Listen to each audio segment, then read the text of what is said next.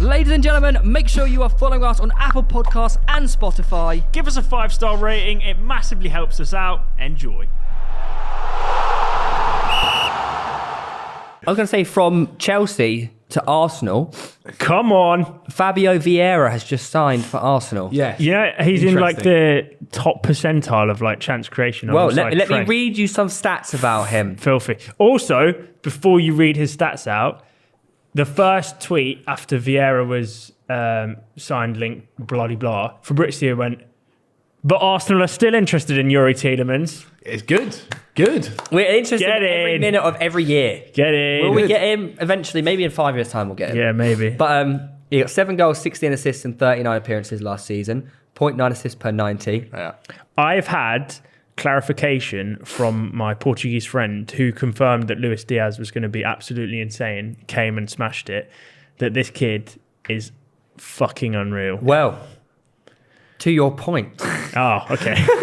He's for 66 minutes per goal or assist last season, excluding penalties. Yeah. A goal and assist every 66 minutes, and that is better than both Luis Diaz, 79 minutes, and Darwin Núñez, 78 minutes in the Portuguese league. Yes. He's better than both of them. Yeah, I'm excited. Man. I'm excited. I mean, he didn't. No, but think about the prospects that have come across from the Portuguese Portugal league. recently has been Portugal Mate. used to be absolute dog shit. Yeah, never buy a player, Bruno, and now they've been unreal. Diaz. Bruno? The other Diaz? Yeah, Diaz. Yeah. Both Diaz's from City and Liverpool. And then Núñez is going to be a monster as well. I've full faith that Liverpool do a great job with that. Thingy has just signed a new contract. What's his name? Oh my God, that's so embarrassing. Arsenal? No, Player? oh my God, what's his name?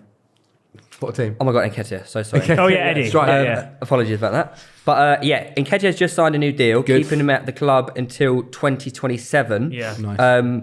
We've signed Fabio Vieira, and we're still in for Jesus. You're also getting Saliba back as well. Yeah, it's true. Like you guys are doing it. He was one of the players of the season. You had he did. You had a pretty decent summer last year. You had a great summer last year.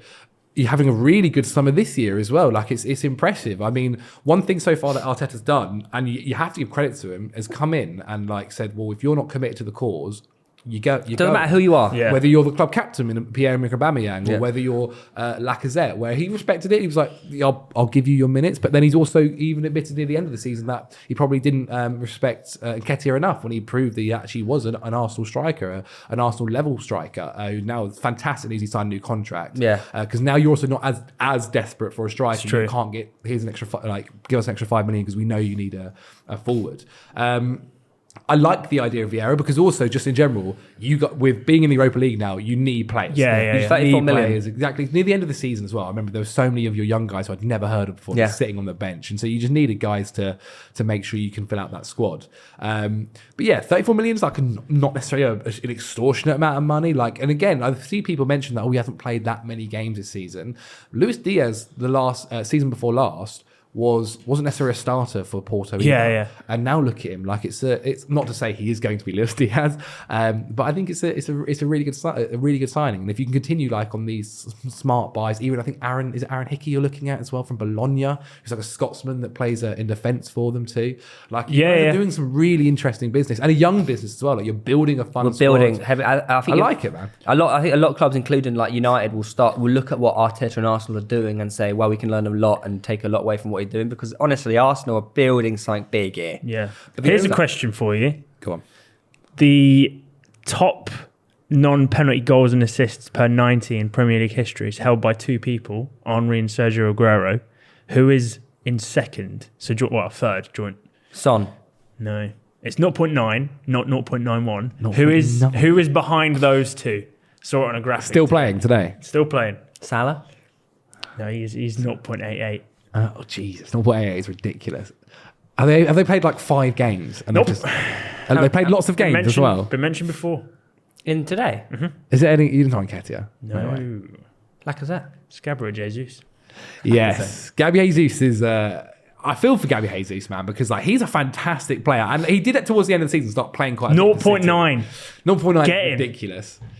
Yeah. I didn't realise just how involved, because I mean the past season he's been lesser of a number 9 and more right wing, and his assists have just gone through the roof. They've Arsenal had 3 quality strikers That is good depth. There's depth we haven't had in a long time. Yeah. A long time. Well, And also now as even the well- other Gabby can play number 9 as well. Yeah, Martinelli. One of the big things as well that with this upcoming season is you can now make 5 substitutes. Yes. Which so having a bunch of players on the bench means you're going to have more minutes to be able to give them as well. And so you're going to have less injuries hopefully as well. And so bringing in more signings and bringing in more talented players to be on your bench, like you can just say to them, well, you're not just going to not play. Like you will feature, you will get maybe 13, 14, 1500 minutes. Do you not think this new 5 substitute rule just all it does is just enables the likes of City and Liverpool just to dominate even harder? It definitely, I think with the way football is going though, like you're just playing so many games, even if you're a mid-table side, like especially with the introduction of the Europa Conference League, like the mid-table sides are also going to be getting into why? there. Why? European football for teams that were not going to play European football. Exactly, I don't mind the European Conference League. But it's extra stress though. It makes their league struggle harder. It does make it tougher.